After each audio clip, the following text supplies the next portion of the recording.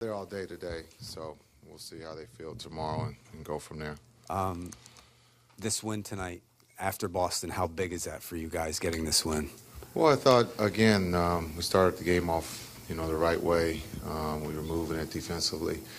And, again, it's a game of runs. They made a run. I think they might have came within 2 or tied it, and guys didn't panic. We continued to execute the game plan, and Thornton caught fire there, and that was it. I don't want to diminish what Joe did with the starters. I mean, in the third quarter, he went off. But the bench, once again, with you guys, 59-19, they outscored them, led by Marcus. Just talk a little about the bench, what they meant. Joe was great. I thought he set that tone in that second half, playing through him, being aggressive to score the ball, and then also finding the open guys. And then he passed the baton because he's that type of player. He let Thornton go, and he carried the torch in that third and fourth quarter. What's it like when you have a guy like Marcus who can just get hot at any point in the game? I mean, he doesn't, I guess, know the plays right now. You just throw him out there and just let him just play basketball, it seems like. There's plays. But does he know them? Oh, he knows them. It's called shoot it.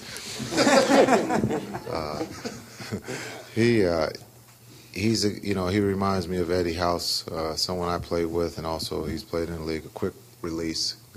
He's a threat behind the arc, but also can get to the basket. And so, I think for Marcus, he's been playing extremely well since the trade, and he gives us another weapon offensively. But I think, again, defensively, he's been someone that's helped us rebound the ball on both ends.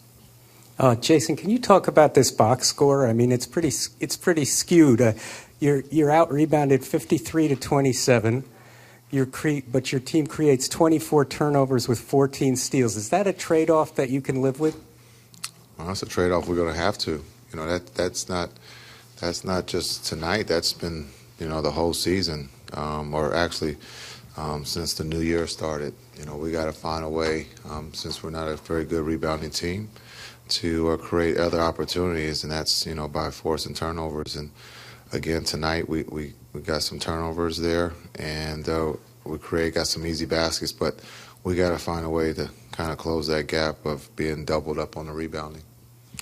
Jason, DeMarcus Cousins had a great night, but at some point it was tied at 57, and he seemed to kind of get locked down there for a few minutes. How are you guys able to defend against them and kind of take the game over defensively? Well, he's a talented player. He had 28 and 20. We tried to double team him, and we tried to force him to make, some passes where he turned the ball over. So, again, we tightened it up a little bit there, and we got some turnovers, and we capitalized on the other end, and we kind of stretched the game out from there. I guess, Jason, following up on that, I mean, how big was Jason Collins tonight, not only the defense on Cousins, but the minutes he had to give you because of the injuries?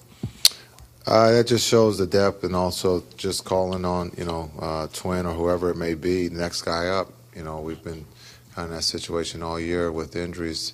Guys have to be ready, and we played, you look at Allen and Twin, they played over 20 minutes. So, coming into a back-to-back situation, we're going to need everybody, especially with the injuries we have. This is probably your toughest remaining stretch of the season coming up, and you got 4 straight games against teams with winning records. How nice is it to go into that, not only playing well, but to make sure you took advantage of business, took care of business today? Well, we're just trying to take one game at a time. And after the loss in Boston, we all agreed that wasn't our best game. So this is good for a team to bounce back, get a win, and now get some rest and play against a very talented and well-coached Toronto Raptors team tomorrow. Last question. Jason, you guys have obviously dealt with injuries all year. Does that make it easier when you've been able to get these wins without Kevin, today without Pierce? Does it make it easier to kind of adjust to playing without some of these guys when you've been through it all year long? Well, it's not a surprise. I don't want to say it's easier.